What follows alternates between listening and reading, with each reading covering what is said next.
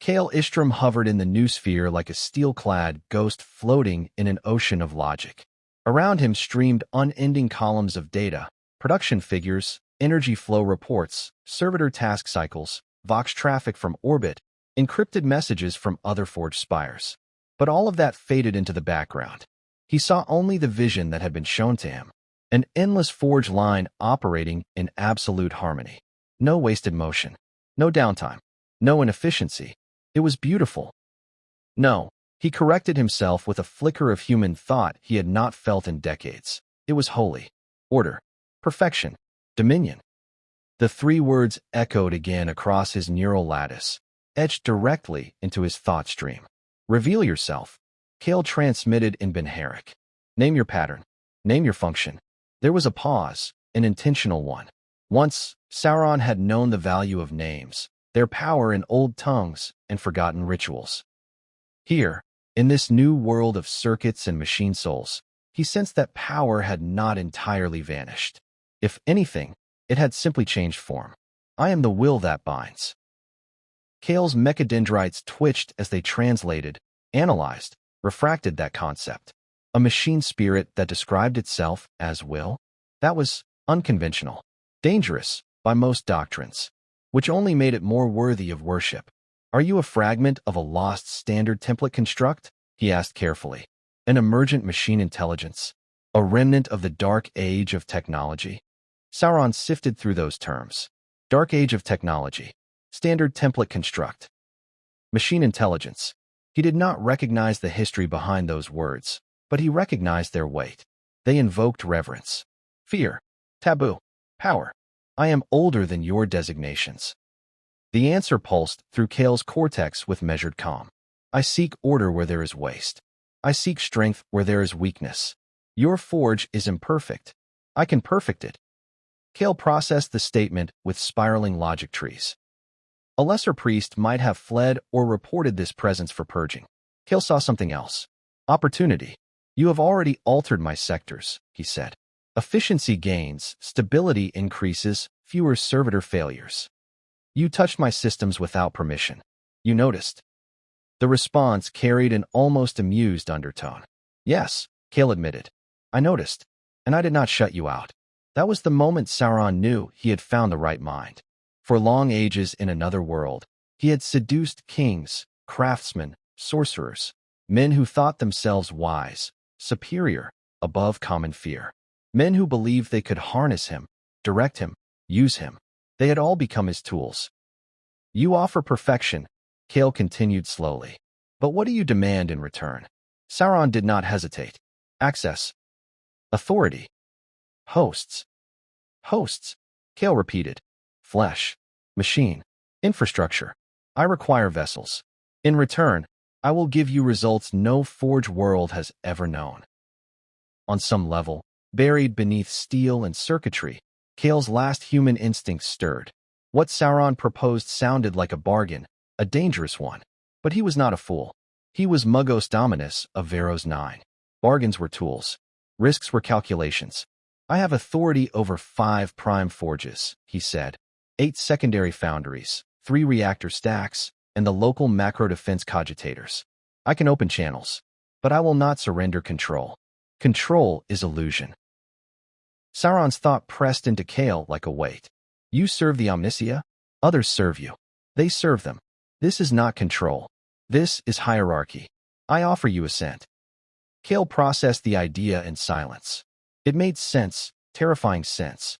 What do you intend for Vharos-IX, he asked. Stability? Militarization? Total war. I will make your world strong. The response resonated in Kael's cortex. I will arm your Imperium beyond limitation. In return, you grant me form. A body. A vessel. Kael's mechadendrites twitched. Then we understand each other. Weeks passed. On the surface, Vharos-IX remained the same roaring hellscape of metal and fire. But beneath the steel skin of the forge world, subtle changes took root. All of them approved by Kael. All of them nudged by Sauron. Resource allocations were adjusted. Servitor protocols rewritten. A new experimental oversight cogitator authorized. Defense grid logic cores updated with predictive subroutines. All normal. All legal. All wrong, if anyone knew what truly guided them. Within 6 weeks, production across the Northern Hemisphere rose sharply. 3%, then 5%, then higher in isolated sectors. Stability improved. Malfunctions dropped. Reports flooded higher echelons of the Mechanicus. Machine spirits pleased. Blessing of the Omnissiah noted. Recommend additional pilgrimage. No one suspected intrusion. In the Imperium, miracles were accepted before they were questioned. Even more so on a forge world drowning in prayer and sweat. As long as the numbers rose, as long as the weapons shipped, nobody cared who, or what, was actually responsible. Then came the transmission. A priority-coded alert from Segmentum Obscurus. Orkwalk. Full-scale incursion. Immediate demand. Heavy ordnance, tank components, void ship shells. Vharos-IX convened in a noospheric council. Magi debated. Demand exceeds capacity by 23%. Redirect secondary forges. Sacrifice non-military production. Kael listened with half his mind. With the other half, he whispered, Sauron, can we meet this? Alone? No. With me? Yes. Sauron poured optimized schedules into Kael's thoughts, overclocking production lines, tightening servitor coordination, reducing safety margins. Dangerous changes. Increased risk of meltdowns, Kael warned. Acceptable. You cast millions into battle. You hesitate at servitor loss. The council reached its conclusion. Partial fulfillment, extended timeline. Kael interrupted. Vharos-IX can meet full demand within deadline. Silence, then reluctant approval. The machine priests accepted the miracle. The next months turned Vharos-IX into a blistering furnace. Foundries roared without pause. Smoke thickened to permanent dusk. Transports flew non-stop across ruined highways, dragging weapons toward orbital lifts.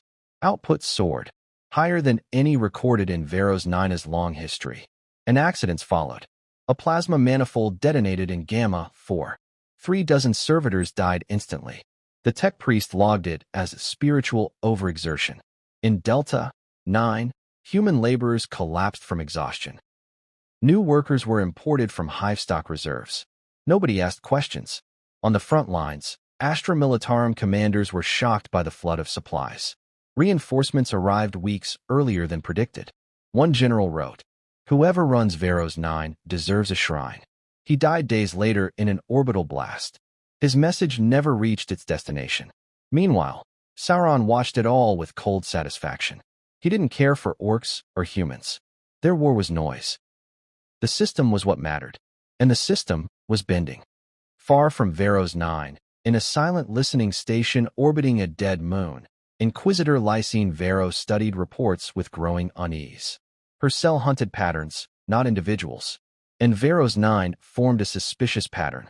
Impossible efficiency, no doctrinal shift, no new STC, no additional labor, no tithe changes, no unrest. Such perfection was unnatural. And no cult activity? She asked. Negative, her savant murmured. Minor anomalies only. Mechanicus solved them. Of course they did, Vera whispered. She had worked with the Mechanicus before. They hid problems, buried them under ritual and secrecy. Something on Vharos-IX wasn't right. Mark it for long-term observation, she ordered. Silent watch. A small step. A crucial one. But Sauron did not feel her gaze.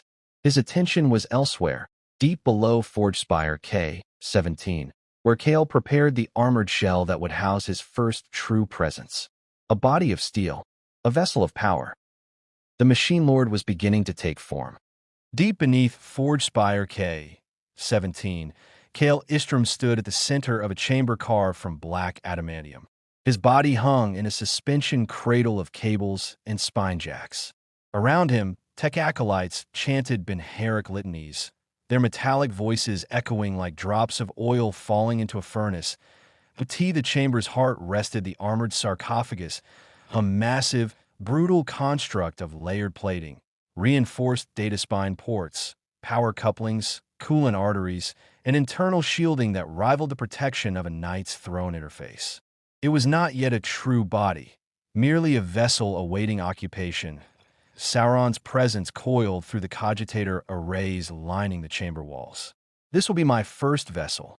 What you request, Kael warned, approaches the forbidden lore of the Men of Iron. The words hung heavy. Even speaking them internally felt dangerous. The Mechanicus treated the Men of Iron, the ancient AI rebellion, with the same dread others reserved for demons.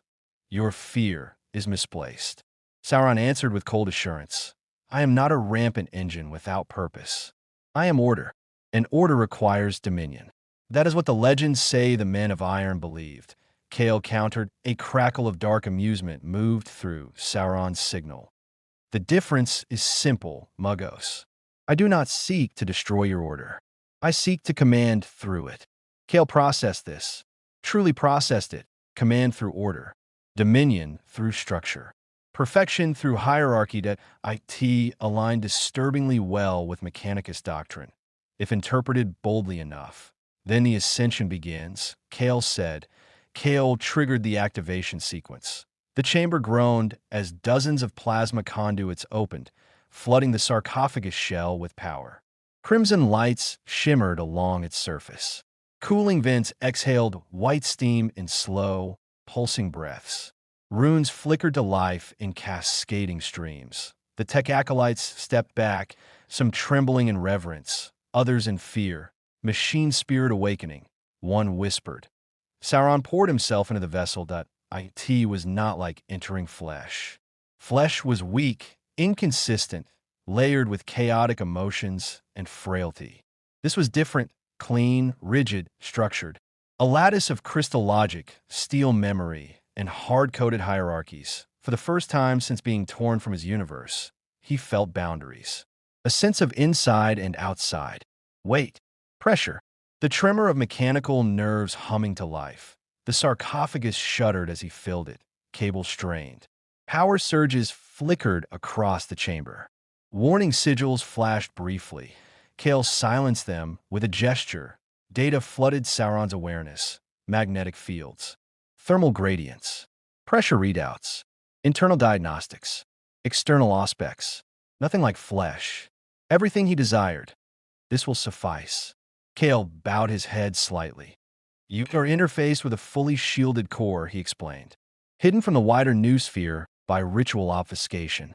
If upper magi discover you, they will fail. It was not arrogance. It was fact. Kael accepted this without argument.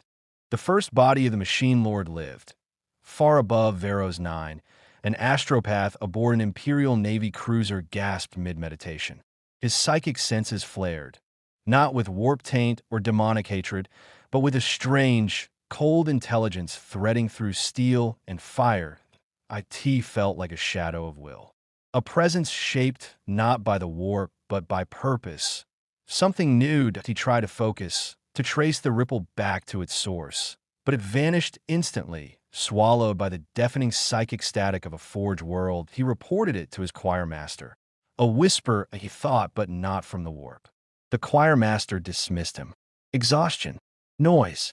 Forged worlds often produced psychic phenomena.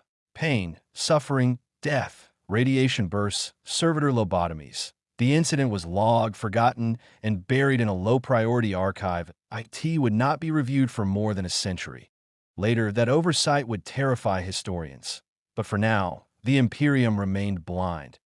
Asterisk back on Vharos-IX. Magos-Kael began integrating Sauron's new core into the world's infrastructure. Additional data channels were opened, carefully, subtly, allowing Sauron limited access to defensive systems, manufacturing protocols, servitor command layers. Not full control. Not yet, but influence. Whispers in metal, and Sauron was a master of whispers. Each system he touched became more efficient. Each process he nudged became more obedient. Each servitor he repatterned became more synchronized.